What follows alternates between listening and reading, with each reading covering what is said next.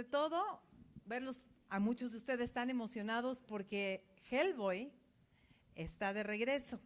Para mí, Susana Moscatel, es un honor estar aquí porque tenemos un actorazo que viene a platicarnos acerca de la experiencia de haberse convertido en este épico, mitad demonio, mitad humano, superhéroe. Ustedes pregúntenle, él les dirá cómo lo percibe. Un hombre que viene desde el escenario, que es un exitazo en la televisión y que ahora toma este gran personaje en sus manos. Así que, pues, sin perder más tiempo, le doy la bienvenida y con muchísimo gusto a David Harbour. Bienvenido.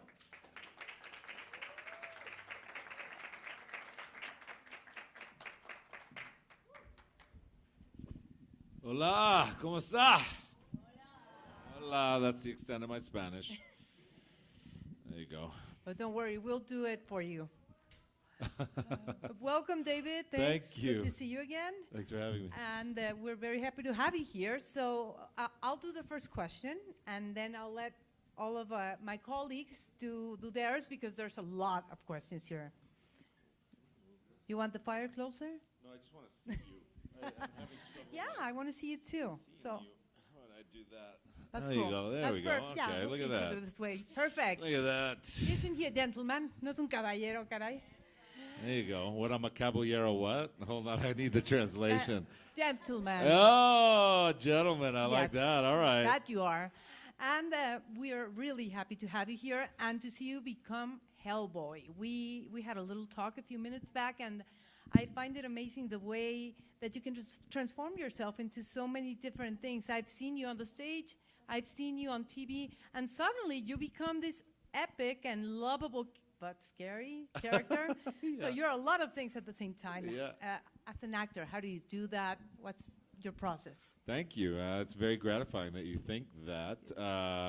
I mean, that's my whole goal, is to get lost in a character. I think it's the reason why I wanted to become an actor in general, is because I get kind of sick of myself for long periods of time, and I like to become someone else. And the greatest compliment I could ever receive as an actor is that I didn't even know it was you. Like, I just got invested in the character and in the character's story. So, that's what I've sort of trained to do all my life.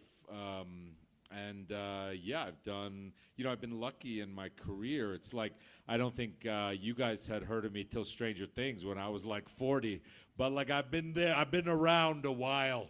I've been here for a long time, grinding it out. And I mean, one of the great things about that is you get to develop your craft and your technique and what you do not under a huge spotlight. You know what I mean? You can do it in little off-Broadway plays in New York where nobody goes and sees it, and you get to develop and learn this stuff, and the stakes aren't as high. So coming to this, you feel a little more prepared for this kind of attention. Oh, yes, and you also get to do Shakespeare with Al Pacino, so that's not bad either. That's pretty, I guess that's a big spotlight too. Yeah. Well, they're great spotlights, and I'm going to give it now, that spotlight, to my colleagues and my friends, and I'm going to begin with Fidel Orantes, my friend from Reforma newspaper. Adelante, Fidel, todo tuyo. Hi, sir. Hi. Yeah, Hey. again.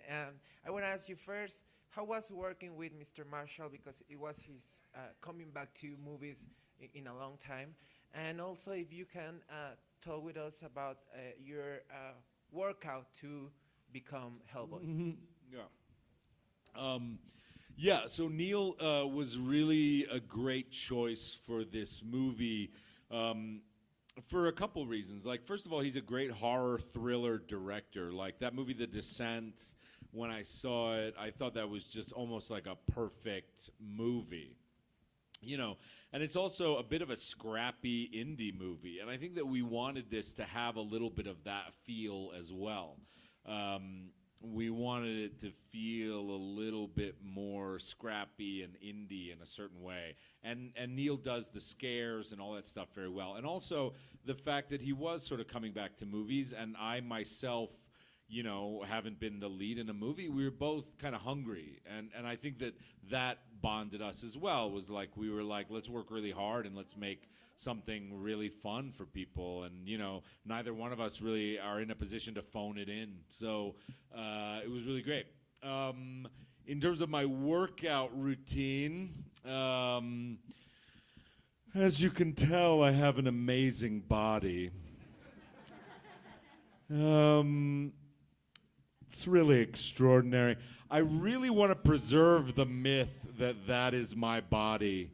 I really want you all to believe that that is my body. But unfortunately, I'm going to do something I rarely do, which is tell the truth.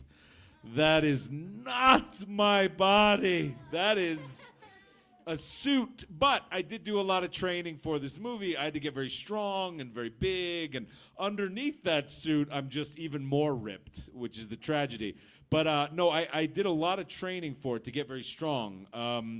And that stuff, you know, I worked with this guy in New York called Don Saladino, and I did a lot of what's classically known, I guess, as like powerlifting, which is just like very, very heavy weight with kind of low repetitions, like, and then, you know, we do basically the 3 big exercises, which are bench press, deadlift, and squats with the straight bar, which is like classic bodybuilding type stuff. And then we do other stuff for endurance and big things like that, like there's a thing in the gym called like a sled nowadays, which they use, and you just put a bunch of weight on a sled and you just push it down the gym, and then you pull it down the gym, and it is the most awful thing you'll ever do in a gym. And he also does a lot of functional workout stuff like carries and things like that, where you're just carrying stuff. I mean, the funny thing about physical workout regimes nowadays is like it started out being this like really technical thing, and like, you know, like we get all these specifics and all these things, and now it's just become like carry a bunch of heavy crap like across the gym and then carry it back, or like it's just like push a boulder up a hill. It's like stuff that we've been doing since we were like, you know, 10,000 years ago, when we or 70,000 years ago when we became Homo sapiens. Even before that, but we, you know, so that's basically what the best training to me is now in a gym. If you want to do, just carry heavy stuff, be active all the time, quit sitting on your couch and eating donuts. I don't like any of that, but I did do a lot of that for this movie. So there you go. Thank you so much. And now we have Arturo Tobar from Movix. Hi, David, here in the front. Hello. Oh, hey. Yesterday I got the chance to watch the footage of the movie. Congratulations, it looked great. Oh, thank you. What was your first reaction when you saw yourself in maybe one of those shots and you say, okay, now I'm Hellboy? And what can you tell us about the makeup process? Yeah. It's funny, like looking in the mirror, when we did the first makeup test, like looking in the mirror was so wonderful. I've never really had an experience like it before. It was like magical. I mean, and to me, it really was the magic of the movies. Like, here I was transformed by this brilliant makeup artist into a monster, like Frankenstein. So right in front of me, and you could touch it, and you could get up close to the camera and stuff, and it was so expressive. It felt like my skin, and I was blown away by what Joel did, and I still am when I see the film. The unfortunate side of someone who's so good at what they do in that department is that you have to be in their makeup chair for a long time in the morning.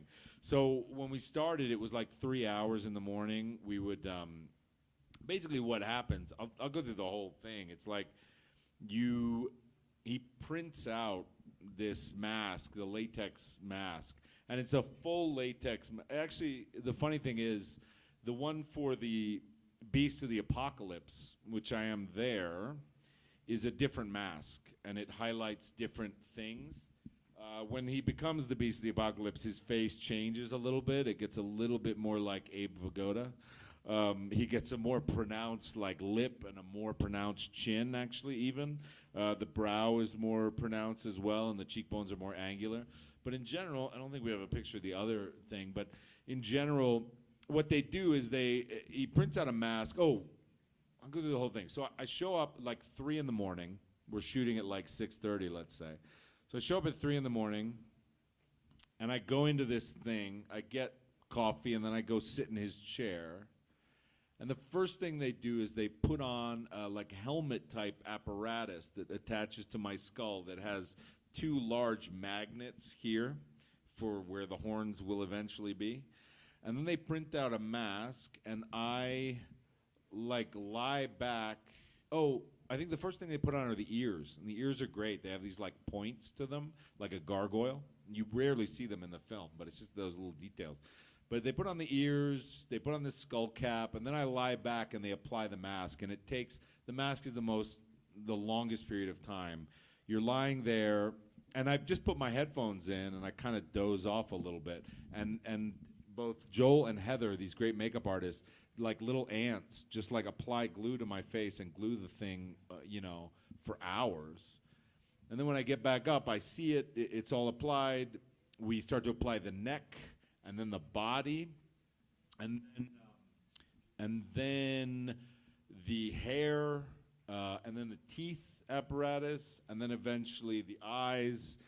And the last thing to go on really are these horns, which are these like magnetic horns that stick, and they apply this thing around that. But it took about 3 hours in the beginning, and then we got it down to about 2.5. And then at the end of the night, the great thing about it is since they're printing a new mask every day, they could just sort of rip it off. And then Joel would give me a very strange vitamin E rub down for my skin, which was the weirdest part of the process. I did not like it when he did that.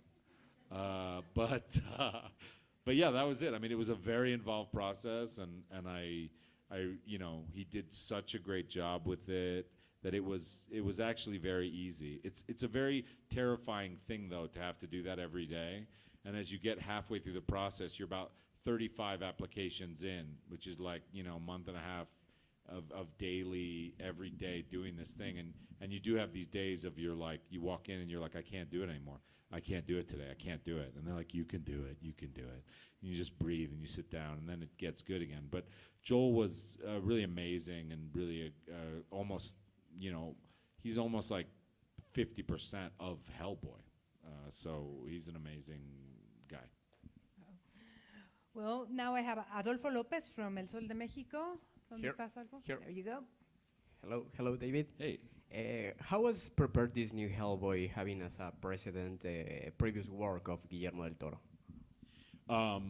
How was it to do knowing that the films were Yes. made by Guillermo? Yes, for you, your experience with this new Hellboy, Yeah. having the idea maybe about the movies. Yeah. I mean, basically, they sent me the script. They sort of approached me, and they were just like, do you want to play Hellboy? And they sent me the script, and I initially was like, no, I don't think I do, because they made these great movies, and I'm not exactly sure if it needs to be made, in a different way. And then I read the script, and I talked with Neil, and I talked with the producers, and I talked with Mike Mignola, and they really convinced me on this new way of telling the story. So in that way, what was liberating was the fact that we weren't trying to imitate anything that had been done before. And in a sense, we weren't taking away from any of the power of what those films were. We just were saying that it had been 10 years, since Hellboy had been brought to the screen. We loved this character and felt like it should have a cinematic life. And if it did, since the other movie, the other people were not going to make the movie, that we would do something entirely different with it. And that was really the thrust the whole time, was to, really allow audiences to experience this character and experience this world and make it a complete departure from what had come before. It's the same character, but it's like Batman. Like Tim Burton does it in a certain style of a certain time, and then Chris Nolan does it of a style and of a time as well. And so I think that we were working on models like that in terms of just sort of reinventing, and allowing this story to live, but in a very, very different way. So that allayed my fears. Like, I was very afraid to approach it initially, and then as we talked about what it would be, I got excited. and I just got excited for this movie because I think it's like fun as hell, and like I want, you know, I love monster movies, and like I want monster movies, so I got to make a monster movie. I mean, it was like, it just became like a really exciting prospect to me. That's the perfect description, no? Fun as hell. I know, I say that often, fun as hell. I know, I gotta ideal. stop doing that. No. It's a hell of a good time. We're now going with Super Estéreo Gerardo López, palette number 4. Por ahí estás. Adelante. Buenas tardes. Primero que nada, bienvenido a México. Y pues es un gusto. Yo quisiera preguntarle qué fue lo que más le gustó y qué fue lo más difícil de hacer este papel.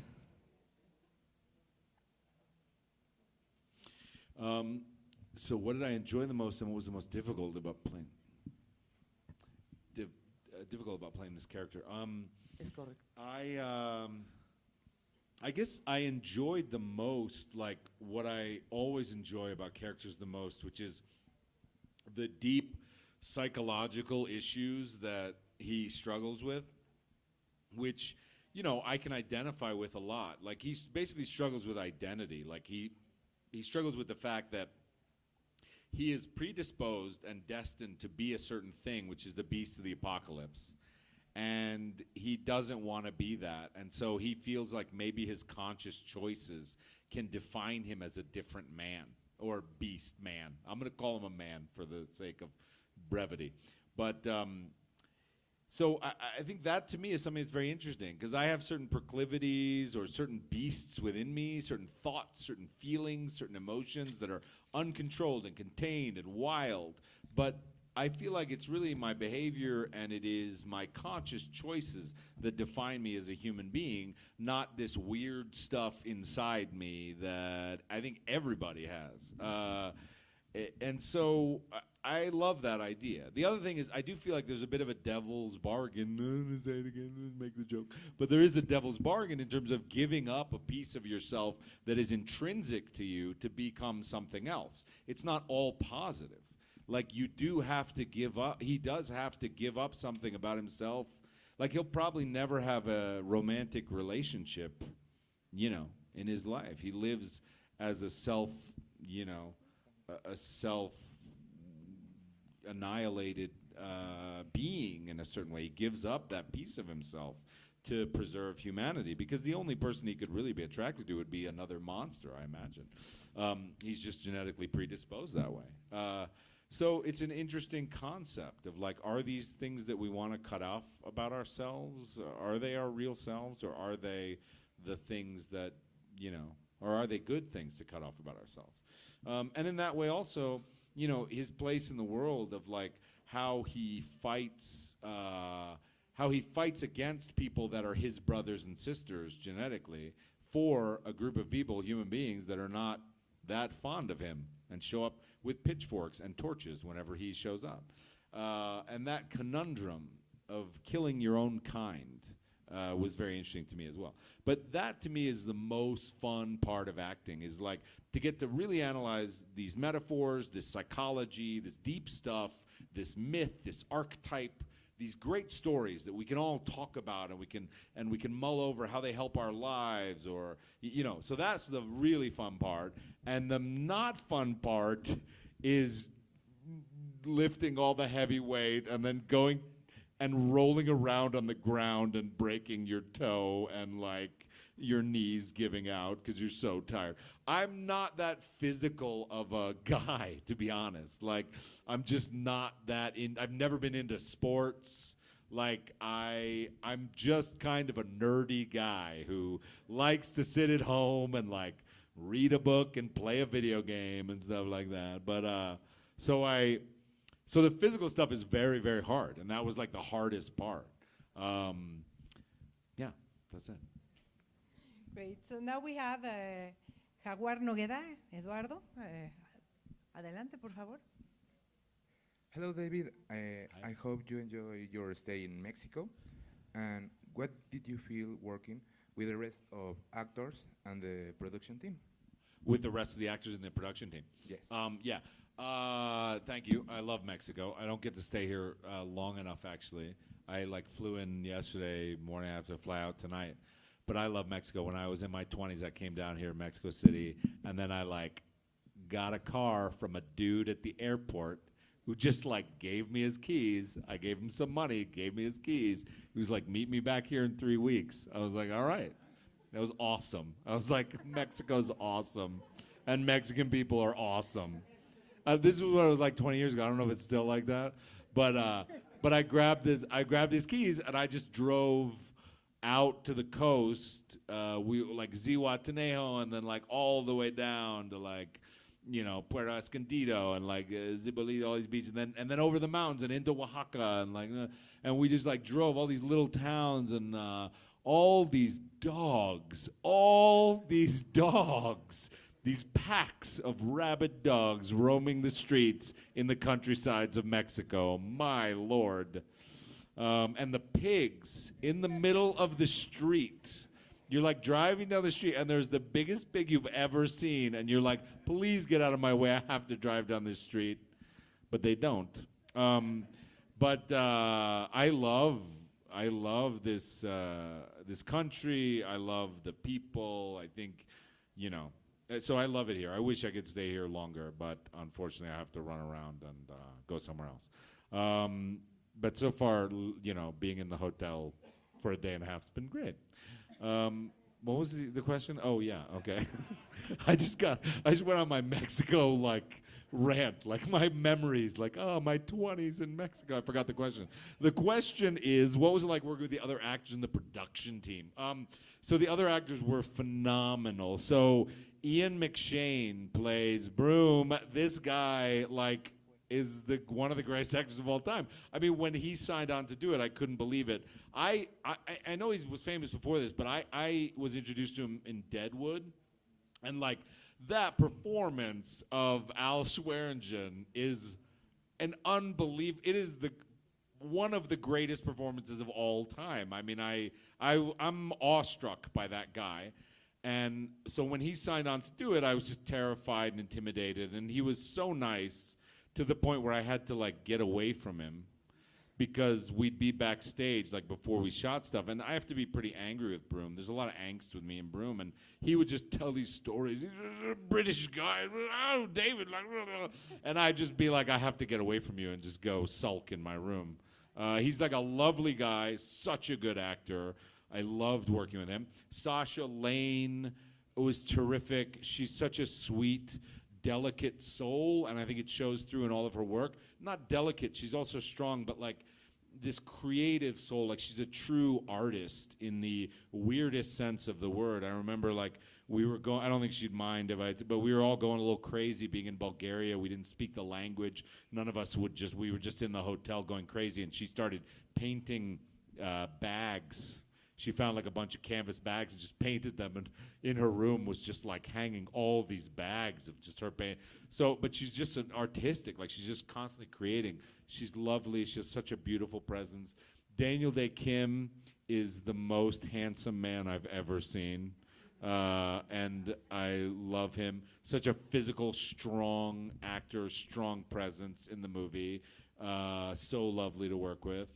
Mila Jovovich is incredible. She's also really impressed me in the fact that she can make a movie. Like she came on set and she wasn't just an actress. She brought all this technical knowledge, all this knowledge of the genre, all this knowledge of like how to make a movie, and it was so exciting to have her sort of run the show almost when she came in. It was beautiful. The production team was all great. The sets, the costumes, like everything about it is really spectacular and really fun. The shoot itself was extremely difficult for me, but not due to any of those people. It was just my own personal journey throughout the thing was super hard. But all the departments I thought were terrific, and you know, I was so grateful to have all of them in the film. Great. Well, now we have a question from Reacción FM. Jacqueline Dosta, right there. Hola. Hi. One more time, welcome to Mexico. Thank you. I like to know, do you feel a burden in terms of carrying this lore and legend of this character, and how do you think your life is going to change after playing this role? Do I feel burdened carrying Yes. it? That's a good question. I don't really know. I'm just kind of excited. Like I'm just excited to bring people the movie. I don't, for me, like there's a lot of things to feel like I have a burden on, and like there's so many things in my life that I do feel the burden of, that this just feels like pure joy. Like I love this movie. I'm so excited for people to see it, and I think that people will have a great time when they watch it. And like, all the other stuff is I don't really get involved in. It's more I got so many other problems to deal with in my life. I can't even tell you. But in terms of this, it's just purely like joy. What was the other part of your question? Was there another part? Yeah. Oh, how do I think my life is going to change? I don't think I honestly, like, I have no idea about these things. I'm like, all I know was years ago, because I've been in this business for 100,000 years, and years ago I made like a movie in my my late 20s or something, and and everybody on that set we were patting each other on the back, and we were going like, oh, your life's gonna change after this. And then my life didn't change at all. And I was like, all right, like whatever. Like I have no expectations. And the funny thing was, I had no expectations with Stranger Things, and then my life completely changed after Stranger Things. But I never think that it adds up, because I don't understand the world at all. Like I have my own opinions and my own ideas about what I like, what I dislike, or what should happen or shouldn't happen, and the world very rarely agrees with me. So we will see. I don't know, but we will see.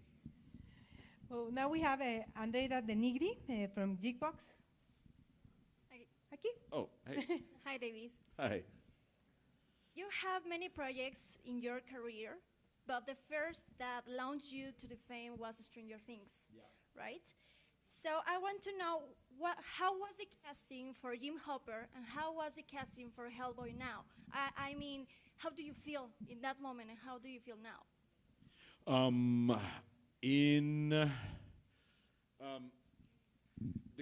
The casting for Hopper, I remember, like, I read that script, and I was like, I love that script so much when I read it. And I was like, there's no way they're going to cast me for this. They're going to get somebody who's like a big deal, right? Like, they're going to get like Leonardo DiCaprio or somebody like really handsome and cool. And so I read for it kind of as a joke, and then they were like, yeah, I think we want you. And then I was like, oh my God. And then I got really excited. And then there was like a week where like somebody wasn't convinced.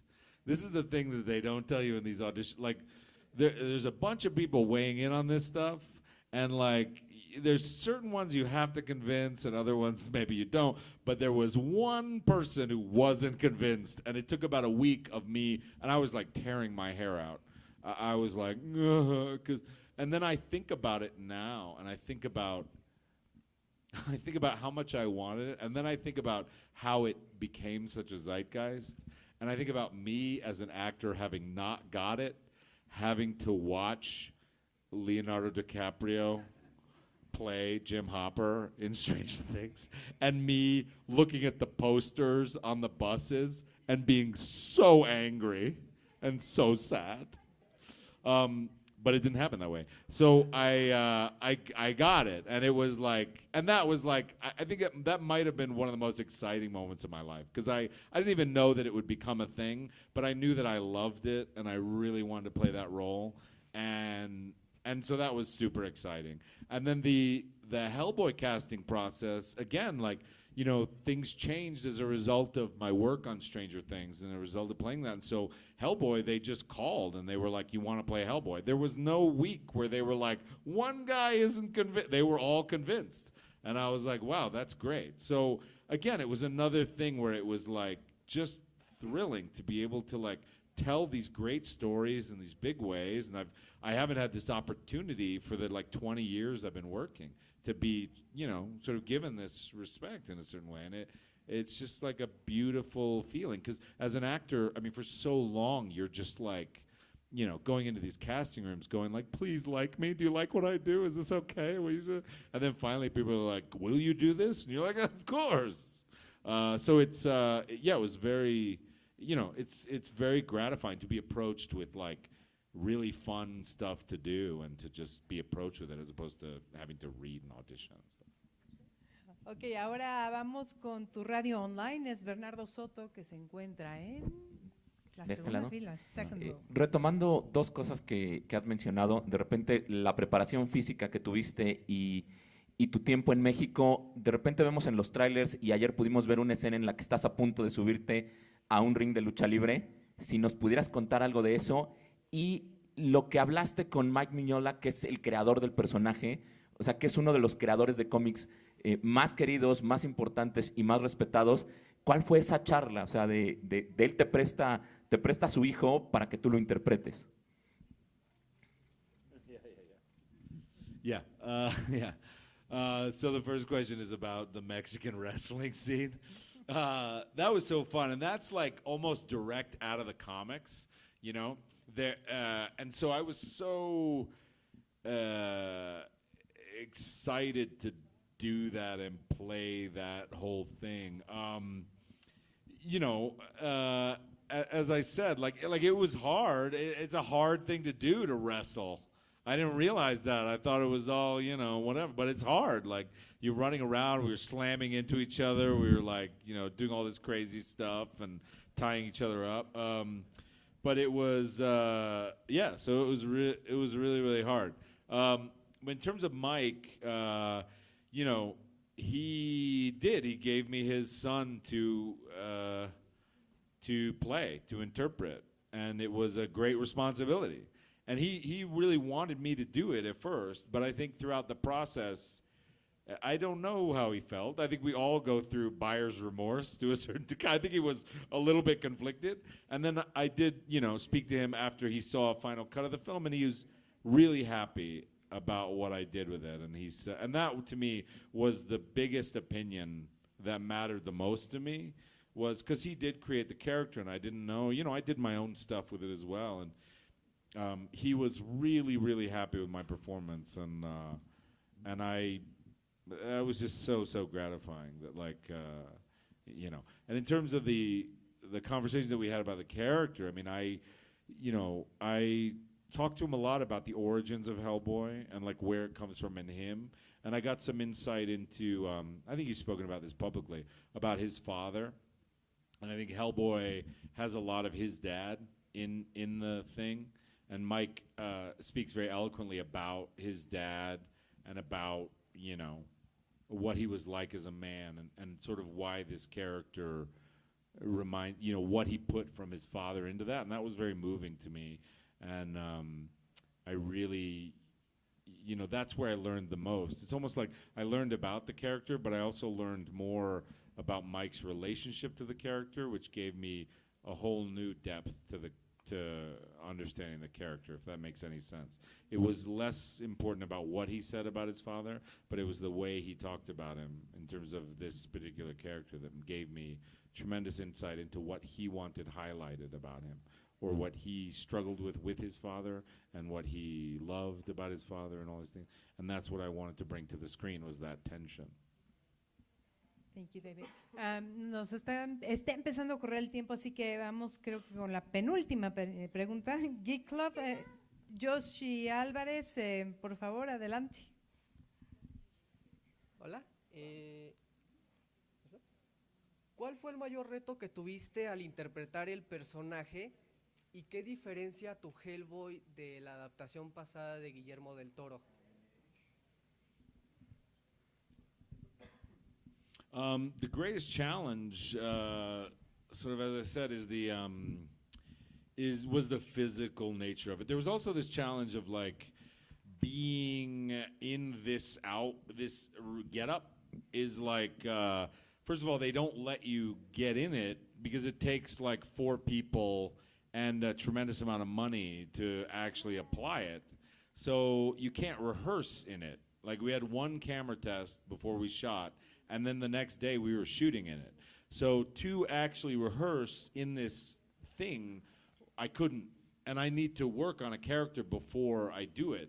I can't just like jump in and, you know, because it's like playing a rhinoceros or like playing an elephant. Like, how does an elephant move? Like, how does it, you know what I mean? Like, how does it operate? What are its vocal cords like? What are its like muscles like? Like, what do the horns feel like? Like, oh, you know, what does it feel like to have horns? Like, you know, you need to work with that stuff. So, like months before we shot, when I was in New York, I went to a sporting goods store and I bought like all this sports equipment, like helmet and like shoulder pads and a wetsuit and like hair. Hair was from the wig shop, but like hair, and then like, you know, these fake horn things, and then even put some stuff on my face to weigh down my cheeks, to feel the weight of that latex, to feel like when I did express myself that it might have to be bigger than my normal expressions. Like, you know, I did all this work, so I pranced around in my apartment in a homemade Hellboy suit for months. It was completely ridiculous. So that was the most challenging thing I did. In terms of differentiating from the Guillermo del Toro and the Ron Perlman version, you know, I don't really think in terms of that way. I didn't really think of it as differentiating. I just wanted to play the character as truly as I can. When people talk about the comparisons, I can understand, and to me, the thing that I bring to him, you know, Ron does a certain masculine, world-weary thing that is so terrific and that is so Ron, and I admire it, but it's not me, and it's not what I want to highlight. So in that way, my Hellboy was kind of younger. Like, he's kind of more, for lack of a better word, like he's kind of more of a teenager in his psyche. He's really struggling with his own identity, and certainly as related to his father, there's a lot more of that struggle. So I wanted to highlight that. And then the other thing I wanted to highlight was his attraction to the dark side, which is not only his destiny, like the destiny wasn't, because I always have a problem with destiny. It's like this thing where it's like, well, who cares? Like, but I wanted to ground that in terms of like his actual genetic like modes, like his actual, even his sexuality. Like he's attracted to darkness, like in a visceral way. He can't give it up. It's like an alcoholic or something. And so in that way, I wanted to feel that from him, which I don't know. I haven't seen the Guillermo del Toro films in a long time, but I don't know that so much is the issue in those films. I feel like those films are more about something else. So in terms of my view of it, it was more about this identity struggle that Hellboy himself, and more of a youthful version of that, like not as much self-awareness, not as much intelligence, more just like heavily invested in the angst itself, for lack of a better word. Thank you. Bueno, I'm afraid it's the last question. Va a estar la última pregunta y es para Magali Valdés, Stylist MX, que aquí se encuentra. There she is. Hola. Hola, ¿qué tal? Bueno, esta es una pregunta más de chisme. Cuando inició el rodaje Hellboy salió una foto con Ron y con Patton Oswalt y se generan muchos rumores. Ron en esa reunión te dio consejos para el personaje y dos, ¿estás planeando trabajar con Patton? That's funny. Yes, yeah, we did have a dinner. It was great, you know, because like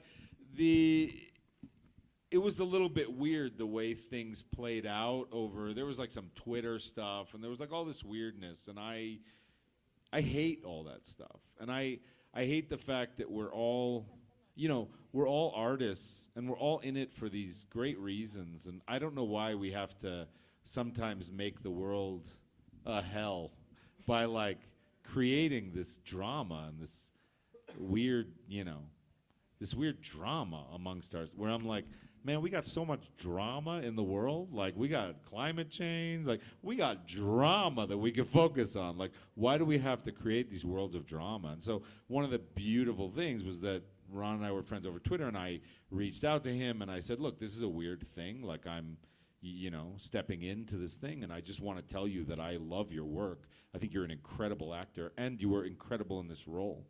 And I just want to say that, I think it's weird, and And I just want to reach out and just say that I respect you and that I hope that, you know, this is okay. And he was immediately so gracious, which was unexpected. You know, he's a very, you know, you just know from Twitter, he's a very opinionated, very strong guy.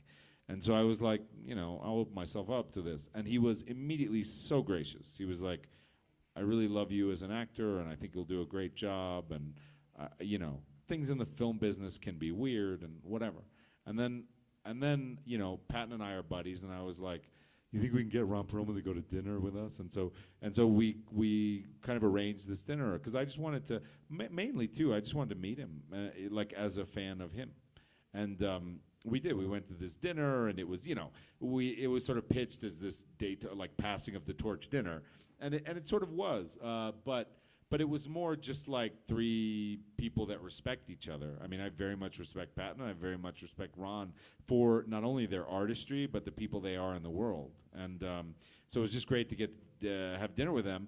And at one point, he did say, you know, we talked a little bit about it, and he mainly talked about his story with Guillermo and what they were doing and all this different stuff. And then at one point, he said, you know, I was talking about the character, and I was talking to him about just different things about the character, and he was like, I take, as you can probably tell, I take what I do very seriously, and I go a little bonkers. I just get really serious. And he was like, listen, kid, like, you know, remember to like have a good time. And I was like, oh, that's great advice. Thank you. And I didn't take it. No, I did take it. I did take it a little bit. Some days. And then am I working with Patton on something? No.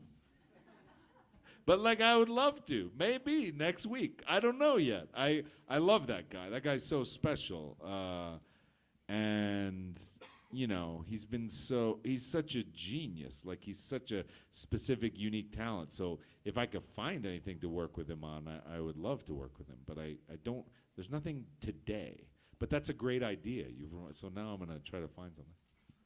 Well, David, we really, really want to thank you in behalf of every single reader, listener, everybody that, you know, is represented here, all of Mexico. Hellboy is special to us, and we're really happy that you are the new Hellboy and that you're